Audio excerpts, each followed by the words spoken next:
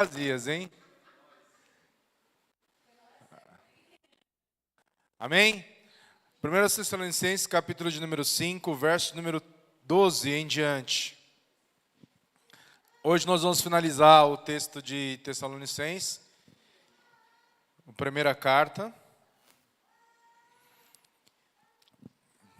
1 Tessalonicenses, capítulo 5, verso número 12 em diante. Irmãos, honrem seus líderes na obra do Senhor. Eles trabalham arduamente entre vocês e lhes dão orientações. Tenham grande respeito e amor sincero por eles, por causa do trabalho que realizam, e vivam em paz uns com os outros. Irmãos, pedimos que advirtam os indisciplinados, encorajem os desanimados, ajudem os fracos. Sejam pacientes com todos. Cuidem que ninguém retribua o mal com o mal, mas procurem sempre fazer o bem uns aos outros e a todos. Estejam sempre alegres, nunca deixem de orar. Sejam gratos em todas as circunstâncias, pois essa é a vontade de Deus para vocês em Cristo Jesus. Não apaguem o espírito, não desprezem as profecias, mas ponham à prova tudo que é dito e fiquem com o que é bom. Mantenham-se afastados de toda forma de mal. E agora que o Deus da paz os torne santos em todos os aspectos, e que o espírito, a alma e o corpo de vocês sejam mantidos irrepreensíveis até a volta de nosso Senhor Jesus Cristo. Aquele que o chama fará isso acontecer, pois ele é fiel. Irmãos, orem por nós. Cumprimentem todos os irmãos com um beijo santo. Encarrego-os em nome do Senhor de lerem essa carta a todos os irmãos. Que a graça de nosso Senhor Jesus Cristo esteja com vocês. Amém? Aqui, essa é a primeira carta que Paulo escreve à igreja de Tessalônica. Como já foi falado anteriormente, já mencionamos, Paulo passou pouco tempo com aquela igreja. Foi uma das passagens mais breves que Paulo teve. E aquela igreja era uma igreja que estava firmada em Cristo, com muita oposição, com muita dificuldade, com muita luta, muita perseguição, mas também uma igreja que era fiel a Cristo. E, apesar da fidelidade, eles tinham muitas dúvidas a respeito da volta de Cristo, o que acontece com as pessoas depois que elas morrem, aqueles que estavam em Cristo. E Paulo orienta a igreja sobre esses aspectos, orientando aqueles cristãos de que eles deveriam permanecer unidos em amor e dedicando a vida deles a Deus em santidade. E no final, ele vai fazer as considerações finais, que é o fechamento da carta. Paulo está se despedindo da igreja através daquela carta. Nessa despedida, Paulo faz uma consideração aqui dizendo assim, no versículo 12: Irmão, honrem seus líderes na obra do Senhor. Quando a gente fala de honrar os líderes, em primeiro lugar, é que eu não gostaria de falar sobre esse assunto, porque parece que a gente está advogando em causa própria. Mas a palavra do Senhor, ela é muito clara em relação àquilo que ela fala.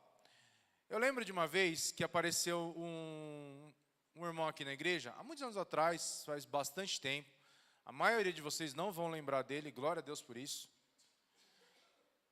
E esse cara, um dia estava tendo um seminário, e ele falou algumas coisas aqui na igreja.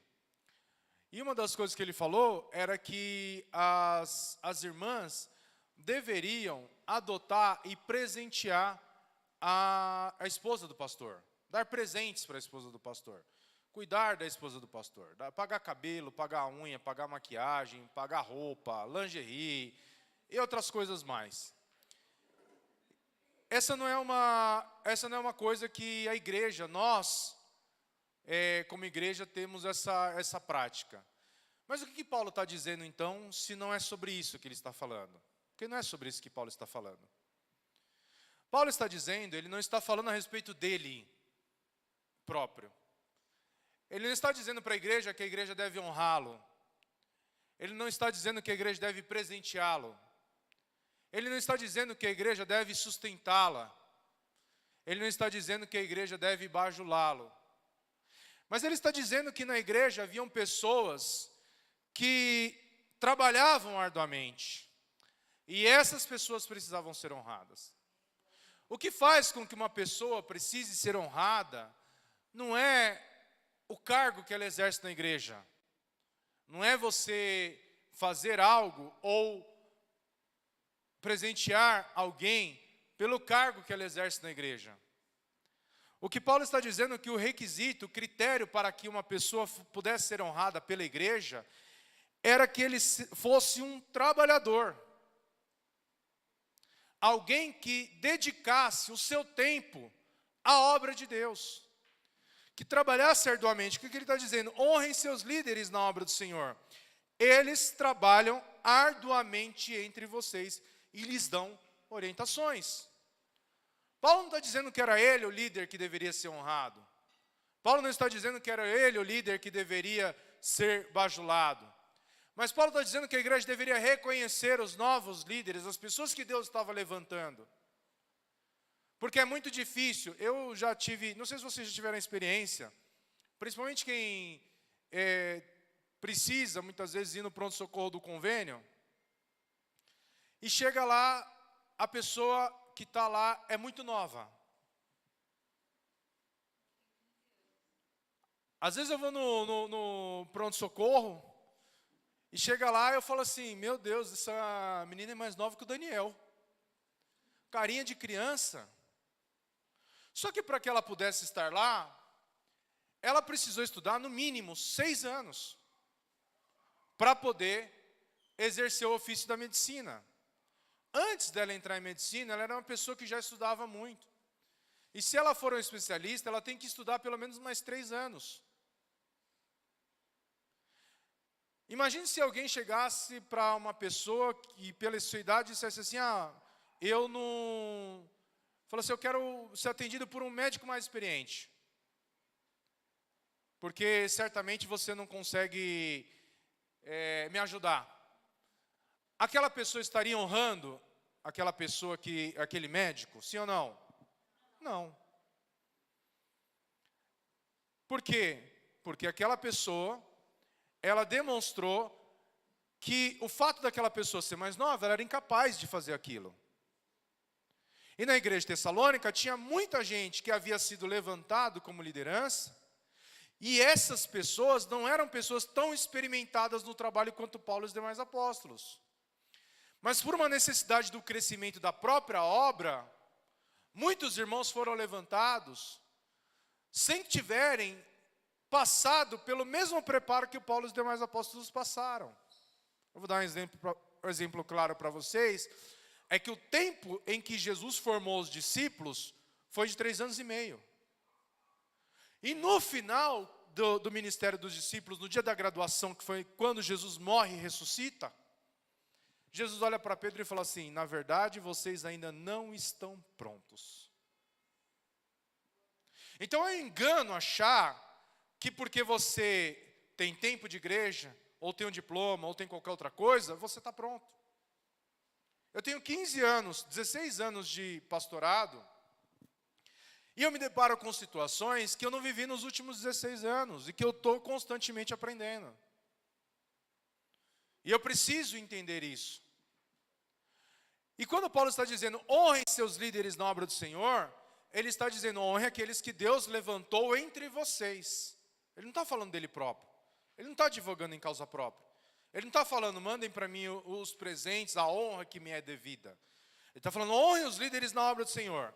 Quem são esses líderes? Ele vai dizer, aqueles que trabalham arduamente entre vocês.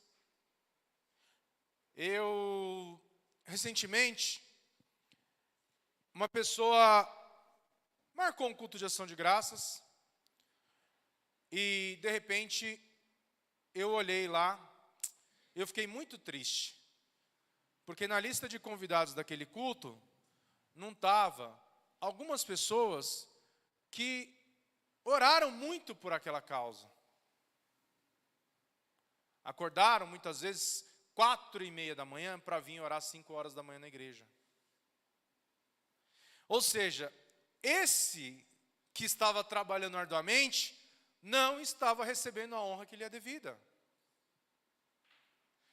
A gente tem aí na igreja, hoje a gente tem os PGs, e nos PGs a gente tem pelo menos para a organização de um PG, a gente tem um anfitrião, nós temos os coordenadores, nós temos os auxiliares, pessoas que durante a semana se engajam em trabalhar, em ouvir a pregação, em entender a pregação, em comunicar a pregação para chegar no dia do PG e ir lá e explicar para vocês aquilo que a gente está falando aqui todo domingo. Trabalho. Cada coordenador, cada auxiliar, cada pessoa da igreja, ele atua como um pequeno pastor dentro do grupo que Deus o colocou. Entender as demandas, entender as dores, entender as preocupações, entender as ansiedades, entender os desejos daquelas pessoas. Trabalho. Se você chegou na igreja, a igreja estava limpa e organizada, é porque alguém trabalhou. Se você entrou no banheiro, o banheiro estava limpo, tinha papel, é porque alguém trabalhou. Se você chegou na igreja e tinha café, é porque alguém trabalhou. Se você pôde chegar na igreja e pôde adorar a Deus junto com o grupo de louvor e pôde se alegrar, é porque alguém trabalhou. Então o trabalho não é só realizado pelo pastor. Você chegou na igreja e teve uma aula quando você chegou na igreja e você pôde aprender, é porque alguém trabalhou. O trabalho de um professor, ele não é a hora do que ele está ensinando. Ele se dedica durante horas durante a semana para poder dar aquele conteúdo. Não é um trabalho fácil. Para ele falar com excelência, para dominar o assunto, ele tem que estudar muito. É trabalho. Então o que Paulo está dizendo? Eles trabalham arduamente entre vocês e eles dão orientações.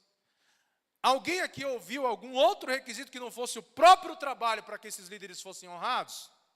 Não, porque não tem. Não é a carteirinha que você recebeu, o cargo que você exerce. Não importa se você é pastor. Ou tem trabalho ou não tem trabalho. Não importa se você é missionário. Ou tem trabalho ou não tem trabalho. Não importa se você é diácono. Ou tem trabalho ou não tem trabalho. O que Paulo está dizendo que é o requisito para que você seja reconhecido e honrado é o trabalho.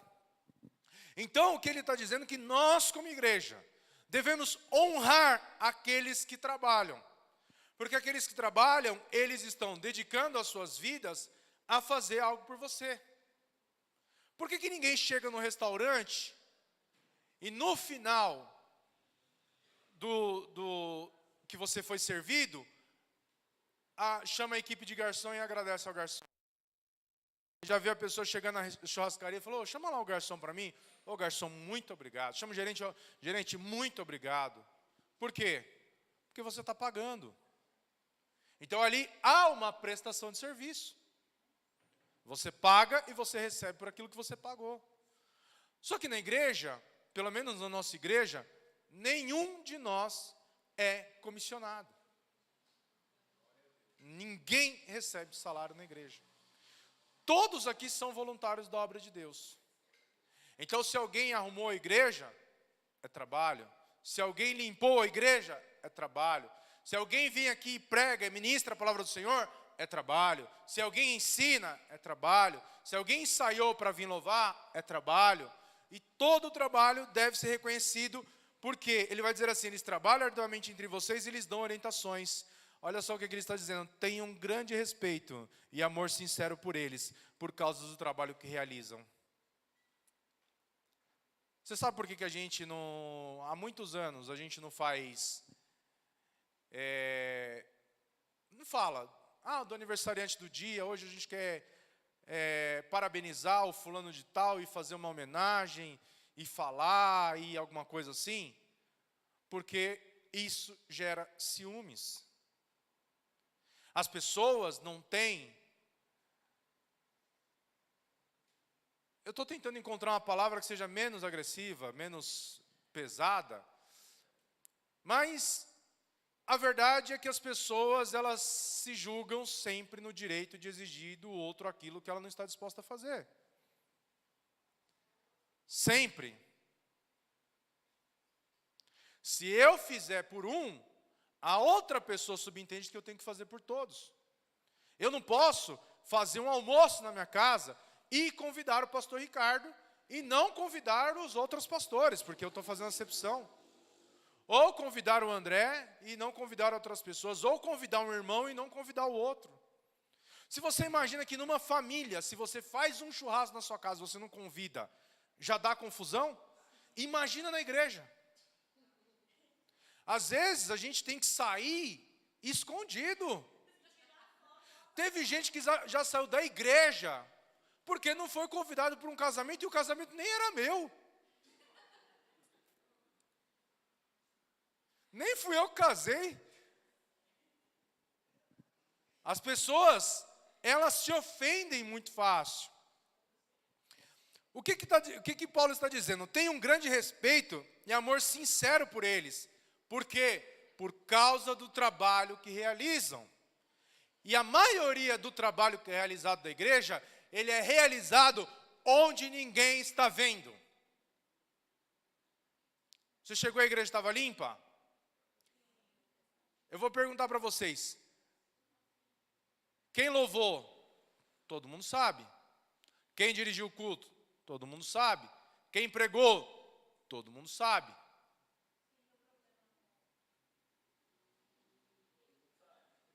Quem limpou a igreja? Vocês deduzem que foi a Nalva. Alguém viu a Nalva limpando? Alguém viu a Nalva limpando? Alguém viu quem limpou? Quem limpou o banheiro? Alguém sabe? Não. Quem estava na oração da quinta-feira da semana retrasada? Alguém sabe? Quem estava, sabe. Quem estava, sabe. Quando a gente estava fazendo oração aqui às 5 horas da manhã pela vida da Bela, alguém sabe quem estava? Quem estava, sabe. As pessoas que trabalharam na igreja, que limparam a igreja, que pintaram a igreja, que instalaram ar-condicionado, que fizeram a reforma da igreja, alguém sabe? Muitas vezes não sabe. Mas o que Paulo está dizendo? Que o requisito para que haja um grande respeito e amor sincero é o trabalho que eles realizam.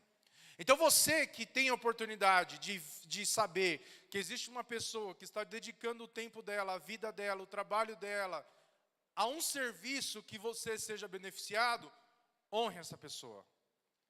Honre essa pessoa. E como que você vai honrar? A missionária Lília falou sobre isso. Não precisa fazer muita coisa, mas faça. Só que esse reconhecimento não é reconhecimento no sentido de dizer algo que é esperado. Tem que ser algo que é do coração, que é do espírito. Ele fala, tenha um grande respeito e amor sincero por eles, por causa do trabalho que realizam. Você ama os seus líderes? Você ama o seu coordenador do PG?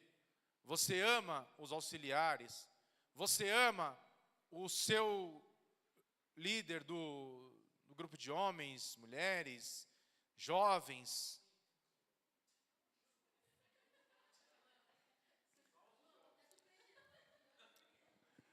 Porque ele está dizendo, vivam em paz uns com os outros. Hoje uma pessoa me perguntou, e é pertinente essa pergunta. Pastor se frustra muito? O que vocês acham? Pastor se frustra muito?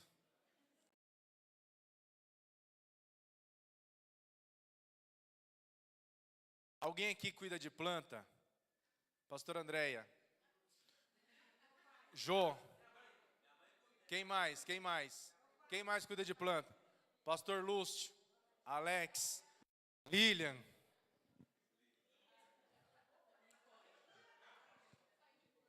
Quem cuida de planta? Como que você se sente quando você está cuidando de uma planta? E você está cuidando bem, e aquela planta morre? Como que você se sente? Como você se sente? Você se sente bem? Você se sente frustrado? Você pensa, será que eu fiz alguma coisa errada? A gente como pastor, a gente sofre quando alguém não vem para a igreja, quando alguém sai da igreja, quando alguém se magoa, pensando o tempo todo, será que eu fiz alguma coisa errada? Será que eu tenho falhado? E sabe qual que é o pior? É que na maioria das vezes isso é uma verdade. É saber que muitas vezes ao longo da caminhada, a gente vai ferir pessoas, a gente vai magoar pessoas, a gente vai frustrar pessoas. Por quê? Porque em tudo que há expectativa, há também frustração. Em tudo que há expectativa, há também frustração. Se eu espero muito, eu posso me frustrar muito. Se eu não esperar nada, qualquer coisa que vir é bom. Às vezes, uma vez, antes de eu casar, não, eu já tinha casado, Daniel era bebê, a gente tinha acabado de fundar a igreja. Eu resolvi fazer uma festa surpresa para a Nicole. Eu não posso falar do pastor André é casado com o pastor Ricardo, tem que falar de você. Não quero falar de você.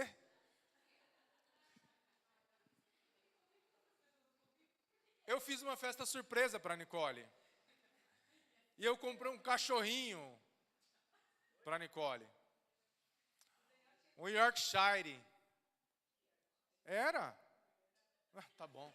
Meu Deus do céu, foi eu que comprei. Paguei um Yorkshire. Comprei um cachorrinho. Quando ela viu o cachorro, ela fez uma cara de desgosto tão grande, tão grande. A festa, ela estava com uma cara de ódio tão grande. Eu vou contar uma outra história também, de uma outra pessoa, para não falar que eu só falo da Nicole. Aquilo me deu uma frustração tão grande, porque eu esperava tanta gratidão daquele ato, aquele gesto que eu tinha feito, e eu não tive, eu tive zero. Ao invés dela agradecer, ela achou ruim aquilo que eu tinha feito. Eu vou falar, um dia o pastor Lúcio comprou um buquê de flores, a coisa mais linda, no aniversário da pastora Meire. A coisa mais linda, um buquê de flores bem bonito. Ele comprou e chegou, eu estava chegando com ele, eu estava feliz por ele. Quando eu vi ele chegando com aquele buquê de flores, que a minha tia olhou e falou, eu odeio flor. Ela falou alguma coisa desse. Para que você gastou dinheiro com isso? Alguma coisa assim, nesse sentido. Eu fiquei frustrado, imagina ele. A expectativa dele estava lá em cima. De repente, caiu. A pastora Meire nunca mais ganhou uma flor. Ganhou, Lu? Não ganha, não tem jeito. A Nicole nunca mais ganhou uma festa surpresa. A surpresa todo ano para a Nicole é não ter a festa. Todo ano ela espera uma festa surpresa. E a surpresa é não ter. Por quê? Porque eu já fiz e me frustrei. Quem sabe um dia Deus toca no coração de alguém para alguém fazer uma festa surpresa para ela. Porque eu não sei se eu tenho coragem. Então, o que ele está dizendo? Né? Que a frustração, a vida do pastor muitas vezes é uma vida de frustração. Porque a gente espera muito. A gente espera, hoje as pessoas vieram para a igreja, a gente espera que domingo que vem as pessoas venham também. Aí chega no domingo que vem, está metade da igreja. Isso frustra. A gente tem uma oração com 15 pessoas. Aí chega na outra quinta-feira, tem 5 pessoas. Isso frustra. A gente visita pessoas e a gente tem uma casa que a pastora Nicole e nós estávamos conversando, que foi a casa que foi mais visitada no ano passado. E continua tendo problema. Isso frustra. Porque a gente espera que aquilo que a gente está cuidando dê o resultado. Então, quando as pessoas... Aí você começa a baixar a expectativa. Já não espera mais que as 15 pessoas que vieram na oração na quinta venham de novo. Já não espera mais que as pessoas que estavam na viagem missionária do ano passado vão na viagem missionária que vai ter. Todas as pessoas que estavam no retiro participem do retiro. Todas as pessoas que estavam no PG participem do PG na semana seguinte. Você vai baixando sua expectativa. Isso é ruim. Quando você já não espera mais daquela pessoa. Só que o apóstolo Paulo está dizendo que existe uma coisa que a gente precisa aprender. E aí, Paulo está dizendo dos líderes, e esses líderes não eram ele próprio, eram os líderes da igreja, que é uma mensagem para cada um de vocês, no lugar onde Deus colocou vocês. E ele vai falar, irmãos, pedimos que advirtam os indisciplinados. Ou seja, se você não é cobrado, é porque ninguém espera nada de você.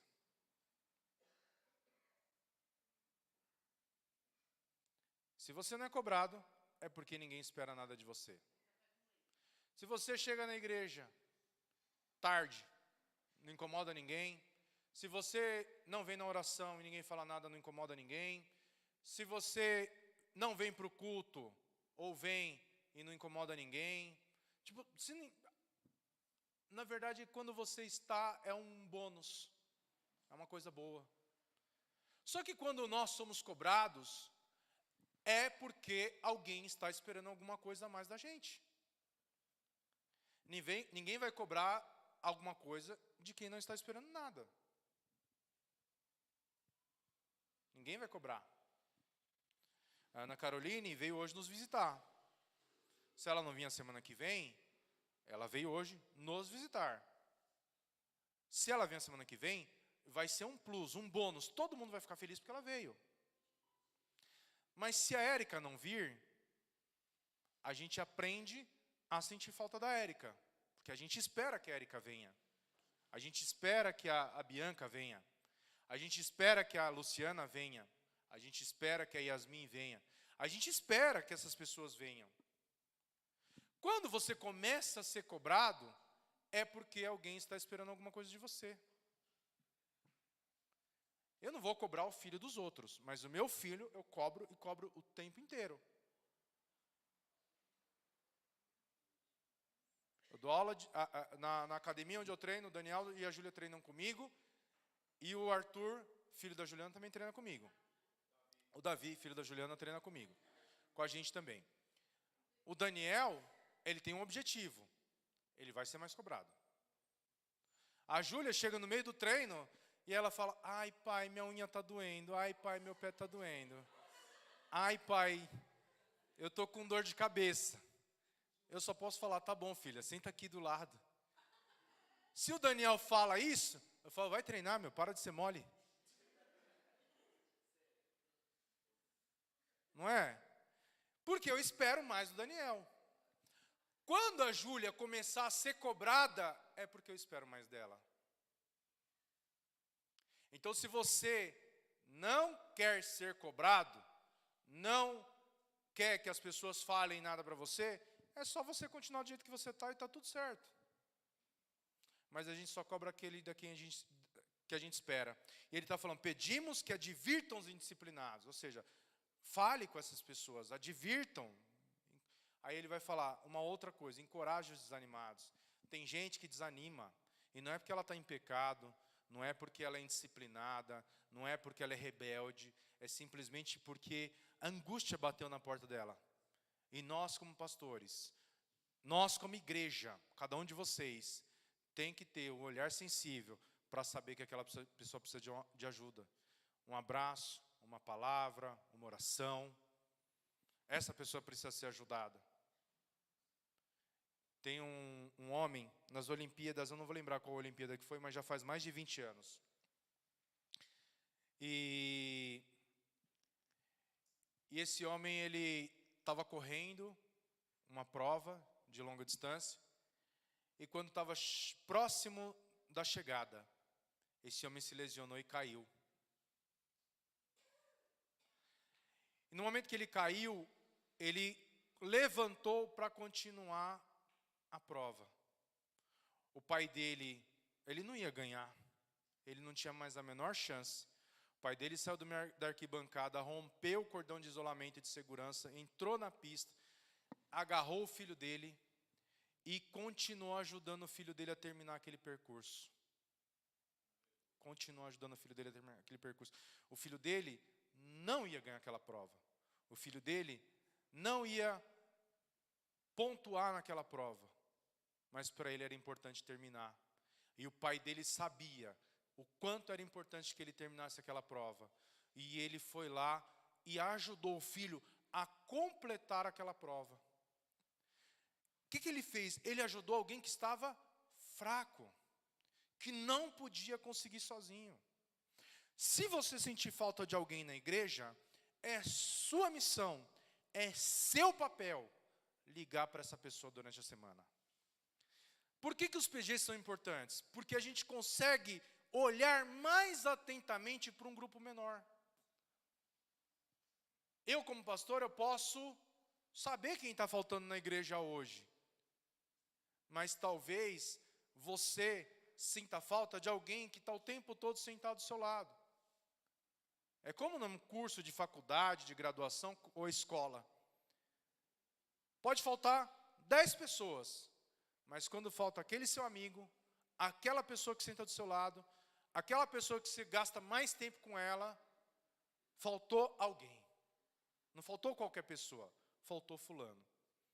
E vocês que são coordenadores, anfitriões, auxiliares, ou mesmo participantes de algum PG, tem que ter esse olhar atento de saber que precisa ajudar uma pessoa a completar a prova, talvez que ela não consiga sozinha. E aí é onde muitas vezes nós temos que colocar os nossos recursos à disposição da obra de Deus. Se precisar ir buscar em casa, vai. Ah, mas eu vou chegar atrasado no culto. Mas vai ajudar alguém a completar a prova. Ah, mas eu vou perder a escola dominical. Mas vai ajudar alguém a completar a prova. Ninguém vai falar para você, olha, mas você não deveria ter ido buscar o fulano de tal e chegar atrasado no culto. São questões de prioridade. Então, ele está dizendo, encoraje os desanimados. Aí ele vai falar, ajudem os fracos. Quem são os fracos? Os fracos são os necessitados. Pessoas que realmente precisam de ajuda. E muitas vezes ajuda financeira. A igreja não pode fechar o olhar para as necessidades da própria igreja, daqueles que estão ao nosso redor, que são os fracos, são os necessitados, são pessoas que precisam de ajuda. A gente não pode.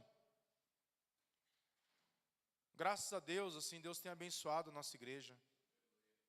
O Edivaldo está de carro novo, meu pai está de carro novo, o pastor Ameri está de carro novo, eu estou de carro novo, outras pessoas.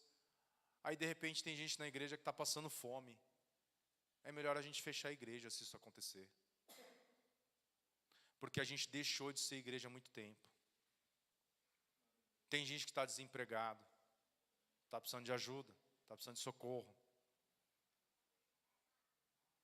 Então, nós precisamos colocar os nossos recursos à disposição da obra de Deus, ajudando os fracos. E ele vai terminar aqui esse versículo 14 dizendo, ajudem os fracos e sejam pacientes com todos. Aqui é uma coisa importante, é paciência. É paciência.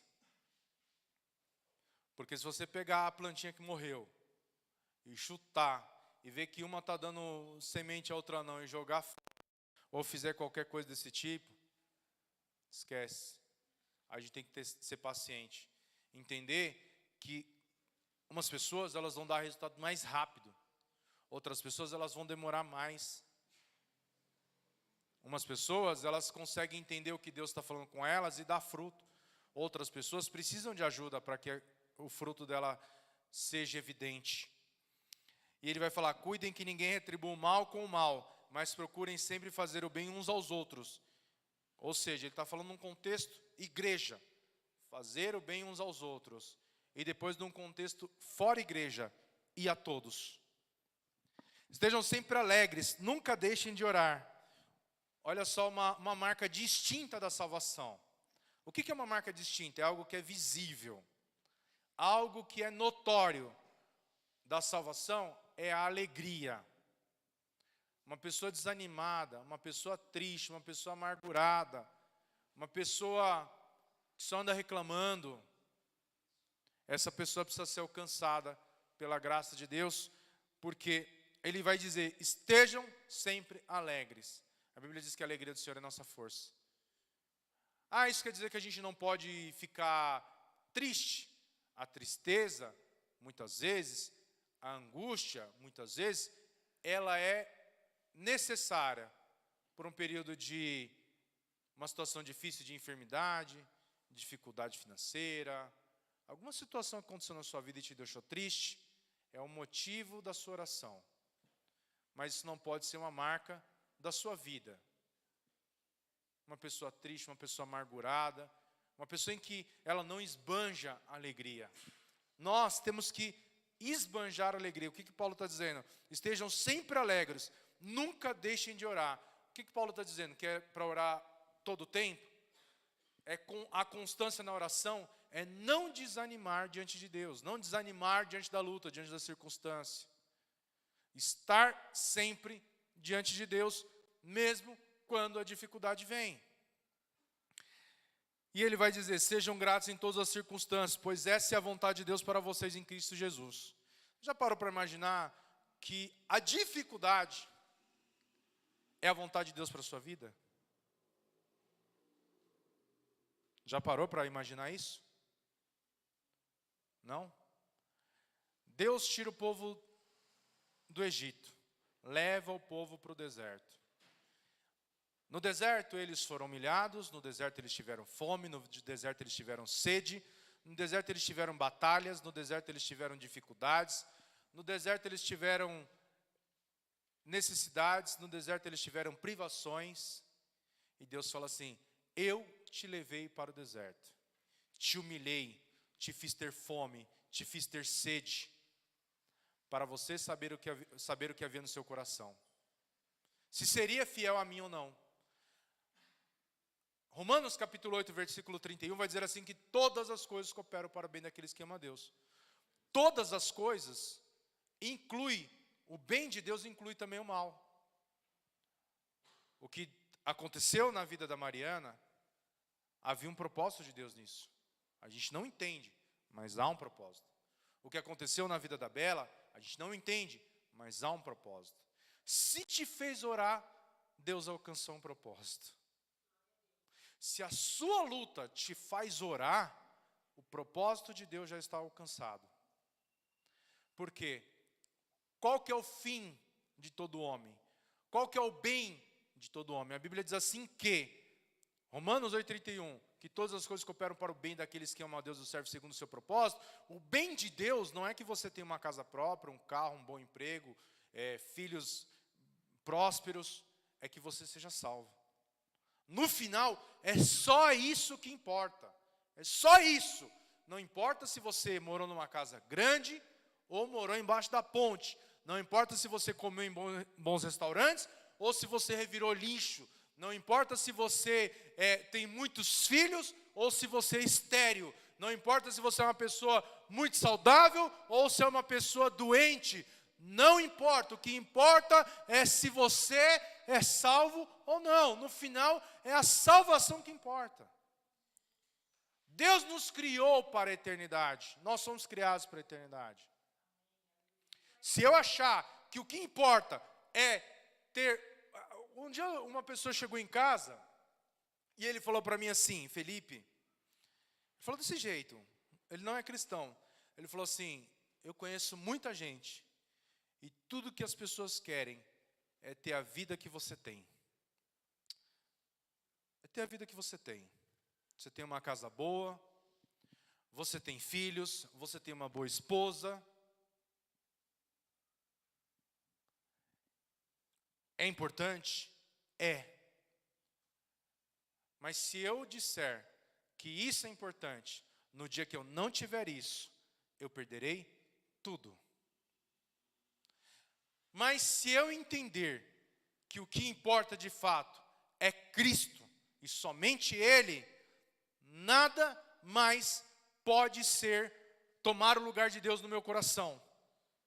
Se um dia Deus achar por bem recolher os meus filhos, ainda assim eu me alegrarei no Senhor.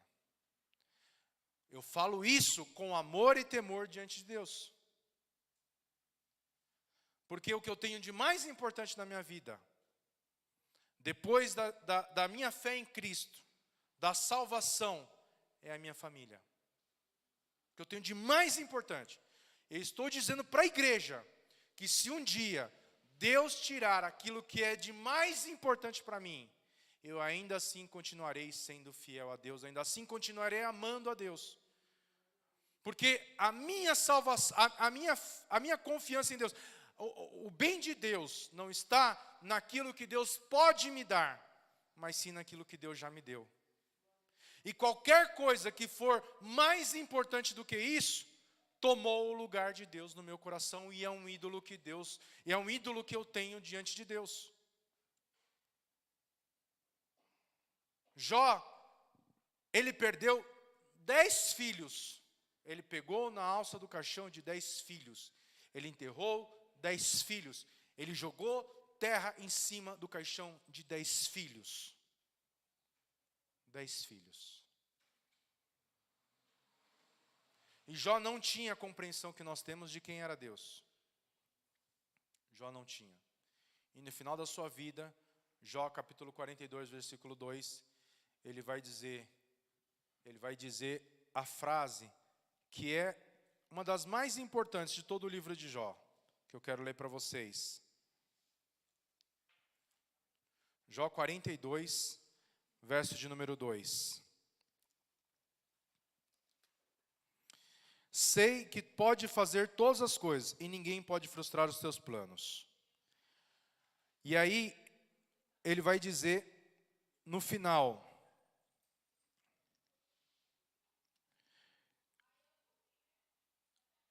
perguntaste, quem é esse que fala com tanta ignorância, questiona a minha sabedoria? Sou eu, falei de coisas que eu não entendia, coisas maravilhosas demais que eu não conhecia. Disseste, ouça e eu falarei. Ele perguntarei perguntas e você responderá. Deus está dizendo assim, você não queria uma audiência na minha presença? Você não queria que eu te falasse por que todas essas coisas aconteceram na sua vida? Por que eu estou passando por tudo isso? A gente tem um sentimento de merecimento, de dizer assim, por que Deus permitiu que eu passasse por isso? Jó queria uma audiência com Deus, e Deus concede essa audiência com Jó. Jó, já que você quer falar comigo, audiência, pergunta o que você quiser. E Jó falou assim, antes eu só te conhecia de ouvir falar, agora eu te vi com os meus próprios olhos, retiro tudo o que disse e me sinto arrependido no pó e nas cinzas. No momento que Jó pôde falar com Deus, ele reconheceu que ele era nada, ninguém, para questionar Deus. Por que isso aconteceu? Por que isso aqui não deu certo? Por que minha empresa quebrou? Por que meu plano falhou? Por que meu filho não está na presença de Deus? Por que fulano ficou doente? Por que isso? Por que aquilo? Por que aquilo outro? Antes eu te conhecia de ouvir falar, agora conheço de contigo andar. E aí no final ele vai dizer assim, nunca deixem de orar, sejam gratos em todas as circunstâncias, pois essa é a vontade de Deus para vocês em Cristo Jesus. Ser grato em todas as circunstâncias. Ser grato em todas as circunstâncias. Não é só quando as coisas estão favoráveis, não.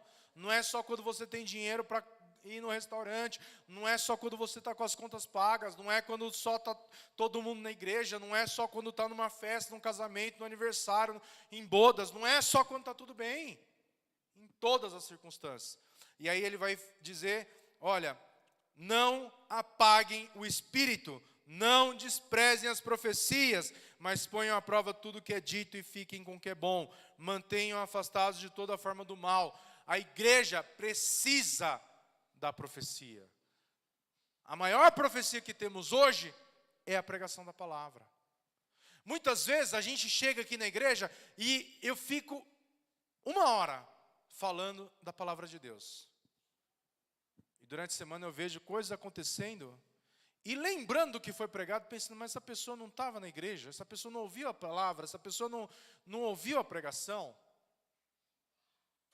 Porque a pessoa acha que a profecia é só quando alguém se levanta e fala assim, olha, Deus manda eu te dizer. Uma vez uma pessoa falou assim, eu queria ouvir a voz de Deus. Lê a Bíblia.